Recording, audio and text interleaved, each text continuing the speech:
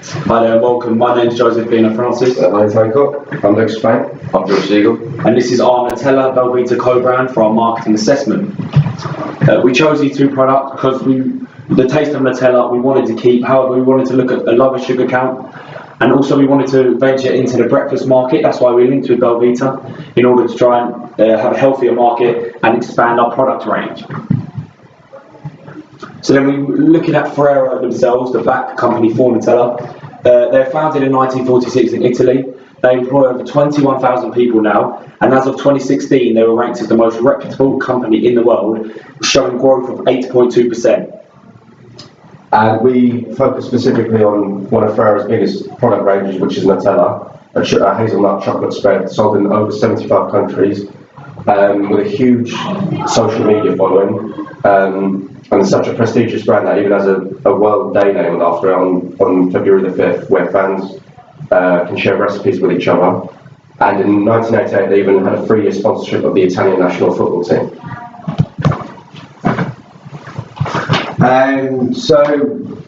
We're partnering with Belvita.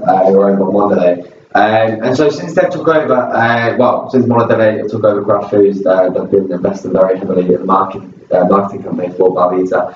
They've recently spent a £4 million marketing campaign targeting specifically the 25 to 44-year-olds. So Belvita is a healthy, on-the-go breakfast product sold in more than 40 countries, and it promotes its biscuits as already prepared and ready to eat. We also look to implement the hands-off matrix to our products. So we wanted to have a look at the hands-off. So there was 4 choices. Obviously, we had market penetration, market development, product development, and diversification. So for us, the main segment was obviously going to be product development. This is because we needed a strategy where we weren't entering a new market specifically because Belvita were already in that market. So therefore, we looked to add Nutella to the market with Belvita. So by combining them, it's a new growth strategy, and this therefore was a new product in that market. So we did a pestle analysis to cover the macro elements. So on the political and legal side, we've got the sugar tax. Currently, there's no levy on sugary foods, but we must consider the growing sentiment against sugary foods and drinks that aligns with the health trends. This was Brexit. Actually, the owner of Belvita, Mondelez, they've already said Brexit has already made their prices more expensive, so that's under consideration. And Ferrero have also expressed concerns to parliamentarians regarding the sort of divergence on food law labels, as well as business tariffs and custom checks. And then on the economic side, so there's the exchange rate. Many companies have already been forced to raise their prices following the sterling slump caused by the Brexit vote. And moreover, again, the uncertainty of Brexit could slow further sort of unpredictability of the market and exchange and interest rates. And then cost push inflation, of course. So the cost of raw materials has recently been soaring, especially cocoa, and because Nutella, actually consumes 25% of the world hazelnut crop, which leaves them highly exposed to price increases. For social, there are lots of different consumer trends. First of all, there's been an increase in on-the-go breakfast products.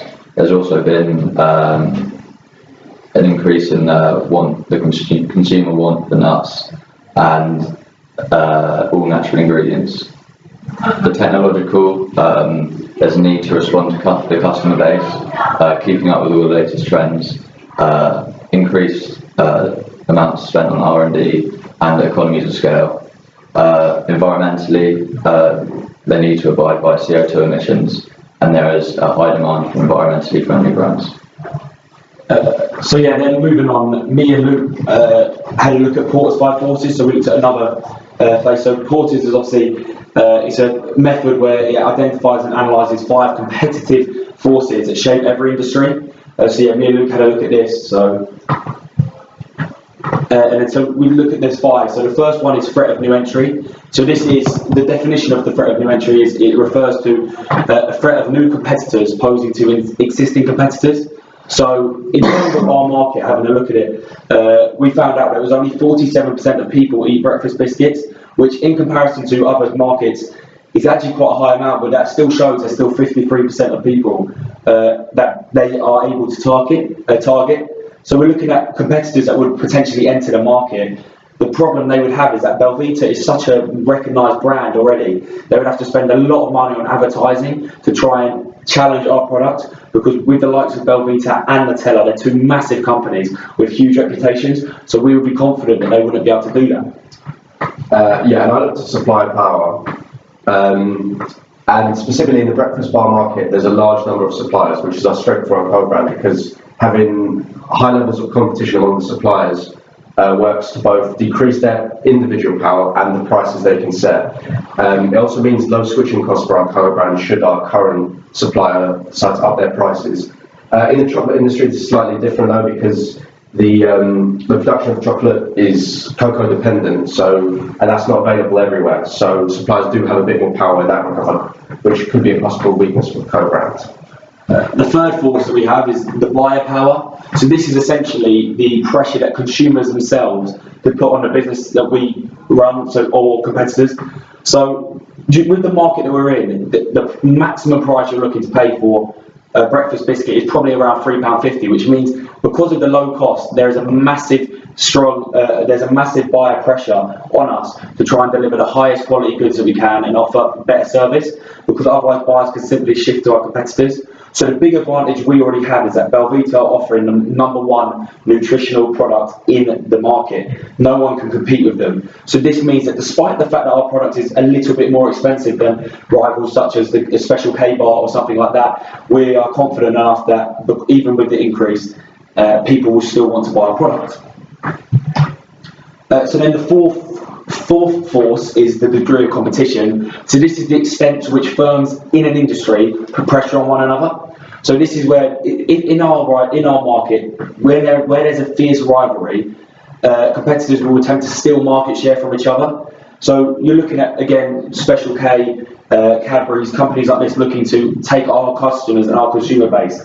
But like we've already touched upon before, the big problem they have is that no one can come closer to the nutritional factors and taste of Nutella that we can, or that Belvita offer. So that is why we will hope to, instead of losing market share, potentially grow it with the introduction of Nutella. And the fifth force that we've analysed is the threat substitution, which has become a bigger threat for this market in recent years, the breakfast bar market, because it's become increasingly saturated due to its potential growth, hence why we've entered that market. With the likes of Kellogg's, Weetabix, Nature Valley providing substitute products to ours. But we also saw that this threat is also negated by the fact that our product, unlike any of the others, contains Nutella filling, and Nutella, in its respective market, is by far the most dominant brand. So we think this would lend strength to our co-brand as a whole. So from our micro and macro analysis, we came up with a SWOT, including our strengths, weaknesses, opportunities and threats. So some of our strengths included the brands being popular, well-branded, strong products, reliable companies, and this results in high customer loyalty. Weaknesses included the emerging economies. There was little products sold in emerging economies, and there are some cheaper alternatives. Opportunities, the sugar tax we thought was both an opportunity and a threat, due to it opening up new options for us, but also meaning we decreased revenue or profits. Another opportunity is that there are few close substitutes, and the consumers are increasingly choosing the healthier option. Threats include Nutella's brand image against the healthy match with Belvita, and the current economic uncertainty. So we now move on to the STP of our product. So the first aspect of that is obviously segmentation on its own. So that is when a market is split into different segments to enable a business to better target its products. So there's 4 main types of segmentation. So first you have the geographic segmentation, which is obviously the location, region, or whether it's an urban or rural area. You then have the demographic segmentation, which is the age, gender, and occupation. Behavioural segmentation, which is a loyalty status, so loyalty card, stuff like that, rate of usage. And then the fourth one is psychographic segmentation. So this is when you look at customers' personalities, their lifestyles, and their attitudes. So the main reasons we would segment our product in the market, is I'm just going straight in, it's mainly because it will better match our product to the customer's needs. So we won't be targeting anyone, we'll make sure we target specific people. There's also a better opportunity for growth, because if we can make sure we know the right consumers to target, this means that we will be able to look at how they want advertising to take place, how they will look at marketing, and also be able to gain a market segment share, because we can achieve competitive production. So for our product, we'll be using a multi-variable segmentation method. So this means that we're going to use more than just one type of segmentation. So our main one will be geographic, because we'll aiming our product at consumers that are based in cities, so like London, Nottingham, large cities that have a healthy, active lifestyle, and so they don't have time to just sit down and enjoy a luxury breakfast. Also, that leads on to the demographic that we're looking to target. So we'll also aim to school children and adults and busy young adults, and also parents of the children, because you can also enjoy these snacks as a lunchtime snack for schools. And psychographic will look for people who have a healthy, active lifestyle, that want to enjoy a healthy, nutritional breakfast that isn't the usual rubbish that you have to have when you're speeding, when you're in a rush. So yeah, this leads on to targeting. And for us, the targeting is very similar to what we spoke about in the segmentation, because we're using a segmented targeting. So we're not trying to appeal to all consumers, because not everyone, some people will enjoy the luxury of a breakfast, but we're looking to specifically target customers that are in a rush. So we need to sort of aim to advertise our product as an easy product for consumers to take. Sort of, as it's small, it's rich in flavour, so it's not, you don't have to have it sitting down, you can have it on the go, on the rush, and you're still going to get the nutritions that you require if you want a healthy breakfast. So we looked at the positioning of our Belvita Nutella, and this is in comparison to other rivals in our market. So as you can see, Belvita are the main company in the rival, and they hence are the most expensive product. You've got their main competitor is Nature Valley, and they're also a very high priced product, but not as good a quality as Belvita. And then you've got the sort of the Tracker and the Cadbury's bars, which are much lower quality, hence the lower price. So this is why we're looking to target our product at a higher price but higher quality, because we've got the usual quality of Belvita added with a spark of Nutella, which means we could probably charge a little bit of premium on the usual Belvita and still hopefully gain a large market share. And now to the code brand itself. So, one of the benefits behind the use of Nutella and Belvita code brand is, well, first and foremost, as valued by companies, you've got this sort of synergistic benefits of Nutella's strong brand loyalty and their high quality perception with Belvita's dominance and their innovation in the breakfast biscuit market. This reduces the cost of product introduction for both companies. It would be going into a new market for Nutella, so Belvita do have a very strong hold over that. And then the differentiation that the product brings itself. So you've got the health benefits and the convenience of Belvita's, fused with the sort of great taste of Nutella, also with reduced sugar, and provides that sort of symbolic quality assurance. Both brands are very favourably perceived, and it offers that sort of consistency in the consumer's mind. And then the branding details. So the brand identity, what we're trying to portray is the sort of convenience and the practicality of the Belvita cereal bar, plus that sort of unmistakably delicious flavour of Nutella in a reduced sugar form. That equals a brand that sort of directly panders to the sort of growing market of young adults and families that are increasingly time pressed and health conscious. And that, again, the brand image that sort of comes across as a sort of delicious, practical and healthy alternative to breakfast. And then we did the Catford's brand identity prism. So you've got physique, which is the look of it. So you've got vibrant design, iconic logos. You've got the light blue sort of indication of reduced sugar. You've got the fair trade over there. The relationship with the customer. We do promote community values, although stay relatively distant. The reflection, how the consumer would sort of perceive himself. Young, healthy, on the go. Again, hairstyle image, quality orientated, but also too busy to make breakfast and conscious about making healthy life choices. The culture of the lifestyle, sort of busy Western lifestyle, generation sort of YZ, and personality is sort of useful and youthful. So for our brand image, we use marketing mix, which includes price, place, product and promotion. For price, we used premium pricing due to the quality of the product. And we also thought that this could, the psychological pricing of this could position our product as a higher quality product in the consumer's eyes. We also feel due to the quality of the product that the product is good value for money. And in the long run, we will offer discounts. In terms of place, we use selective distribution. So we wanted to use big retailers and health retailers such as Holland & Barrett, and we also used a multi-channel distribution strategy which made us more flexible and gave the consumers greater access. For promotion, which Luke will talk about soon, we use advertising, sales promotion, events and experiences, and public relations. Finally, for product, we have one product line, and our product has all the benefits of a sit-down breakfast without having to stop what you're doing with all the carbohydrates in it. So I looked at the Integrated Marketing Communications, IMC, and the main aim of our IMC was to differentiate our product from the rest of the market, to reinforce the previous message that the others talked about, and to inform consumers of the features, the availability, and finally to persuade our target audience to actually purchase our product as opposed to any other competitors. And we specifically aim for a pull positioning strategy, whereby we want our brand to be the evoked set in the minds of the consumers. We want to bring the brand to the consumer. So specifically advertising. I looked at online new media advertising. So Nutella are already one of the most proficient brands with regards to their online presence and use of social media compared to a lot of other brands.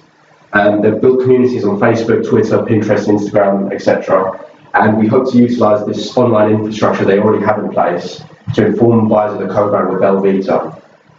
We are aware that this has a low rate of conversion compared to other types of advertising. However, there's very little to no cost to this, so it's not very much of a risk. Television advertising, so more sort of traditional media. With this, we're aiming to make creative, interesting ads to attract sales to a huge audience.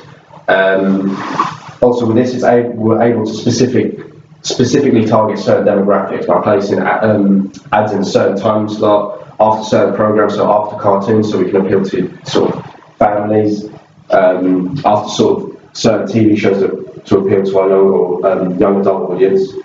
Outdoor advertising, also known as out-of-home advertising, which is any type of advertising that reaches consumers outside of their home, so billboards, bus shelters, large digital boards like you find in London. Similar to television, high sunk costs, but huge audience, huge appeal, and there's definitely research that supports its effectiveness.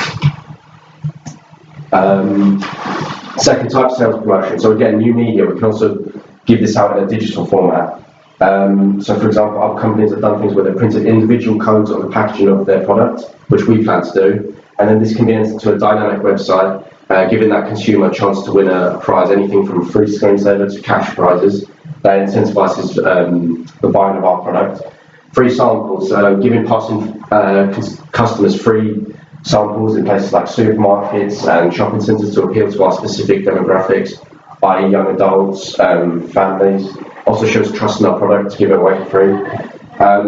Ethics causes, so that's a type of sales promotion that isn't regarded as so, but it is. So by making our products fair trade, as Harry said earlier, that is a type of sales promotion. We're presenting ourselves as an ethically conscious brand. Events and experiences, so special events, similar to, for example, to similar locations, shopping centres, the high street, day-long events aimed at families, young children with various activities, prizes on display. This, unlike advertising, which is more quantity, this is about making individual quality impressions on buyers to increase hype and make positive association with our brand values. And as you can see now, the statistics, 58% of people who participate in these kind of events go on to buy the actual product afterwards. festivals and concerts. So giving away our breakfast bar for free in the morning of camping visitors is a great way to endear ourselves to our target audience of young adult students. Weetabix have done something similar in the past. Finally, public relations. So maintaining and enhancing our image through sort of third-party sources. So first of all, fair trade. Like I said earlier, we're going to be a fair trade. Great emphasis on fair trade by giving press releases to like radio, TV, in the hopes that they write stories about us, ask representatives of our companies to come for interviews. We can get free publicity that's processed through a third party, so consumers can rely on it. Similarly, we reduce sugar, so it's crucial to inform our consumers through media outlets that we're making a conscious effort to reduce our sugar to make it a more viable breakfast option, and we could do this through an online press release, which will then be posted on several websites, etc. And yeah, so the whole aim of our IMC is to create a clear, consistent and strong message about our program and the product that's on offer. Yeah, so to conclude our presentation, we sort of touched upon what in the future we could do with our product. So we sort of, the main thing we said was Nutella don't have a white chocolate brand out yet, so why not add a white chocolate Belvita breakfast bar to the, it's a popular flavour, other people like it, and it could have potentially attract new customers. We also touched upon sort of the possibility of adding a seasonal product, so we've got like a Christmas time product that can have like gingerbread potentially or something like that, and then also like Easter, you can incorporate it in there. So anything along them lines to sort of boost the product and look for ways that they can grow. Thank you for listening to our presentation.